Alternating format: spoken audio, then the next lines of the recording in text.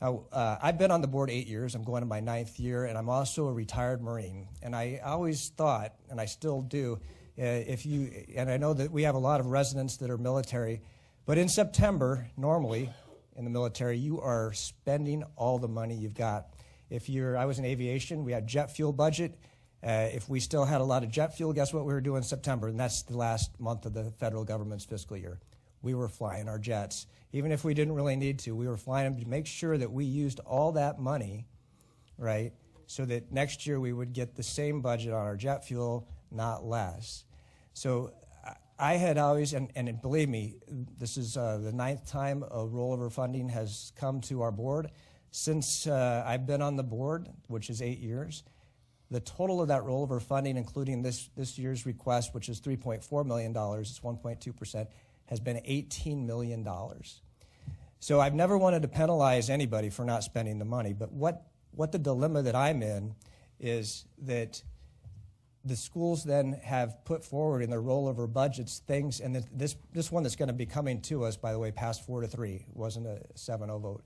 But they're for things that weren't in the budget originally, right? So now in my education, and I've been educated by county staff, I don't want the schools to spend money just to spend money, like I was talking with jet fuel. In this case, they're spending things that weren't even for the budget, but if the schools do, by law, spend that, in this case, if they would have thought, you know what, I don't think the Board of Supervisors is going to approve this $3.4 million, before the fiscal year ended, they could have spent the $3.4 million on anything, even if it wasn't in the budget. That's a dilemma that we're in, because I don't know what we can do about that. We can't. I don't think there's anything we can do. But what I have seen is that it almost appears over time that at least $2.5 million of the school's budget is rolled over every year. And it appears that, and again, I'm not trying to be controversial, but it appears that that could just be fluff in the budget, right? And this year in particular, when we're looking at a 7-cent increase in our tax rate, I would ask that the schools would relook at this $3.4 million rollover and maybe use it for something like paying down the debt. We could pay cash for our turf football fields, which would free up $300,000 annually if they put the $3.4 million to that. And again, it hasn't come to the board yet, or rolling it into the next year's budget, which would help us reduce that gap. So that's all I've got. I'm sure I've stirred the pot a lot. It wasn't my intent to.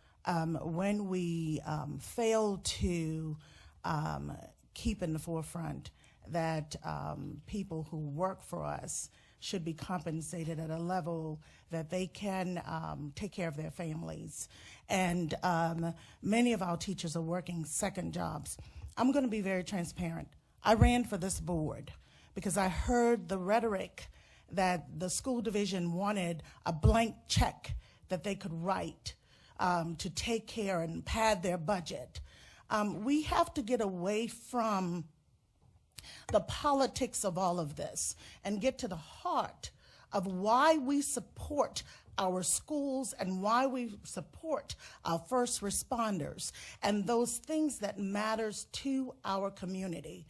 We can appeal to the political landscape out there that wants us to say one thing or another.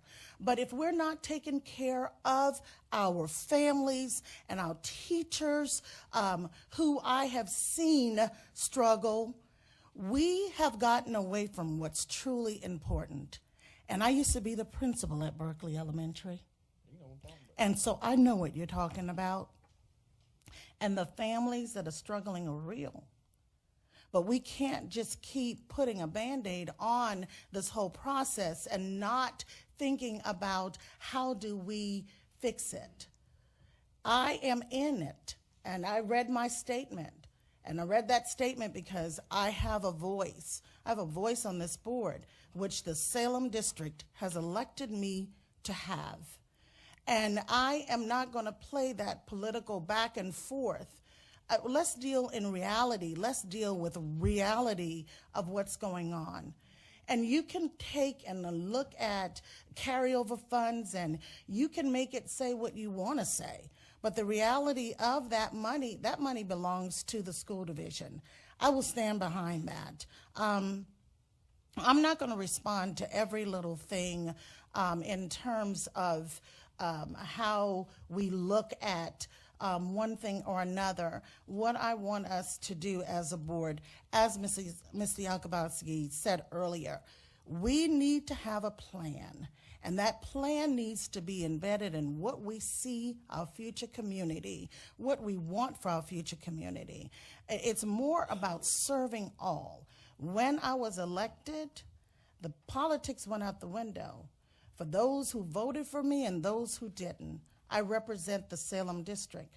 But on a greater scale, I represent the entire Spotsylvania County.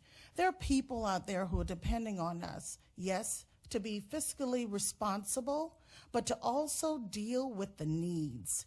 What are the true needs?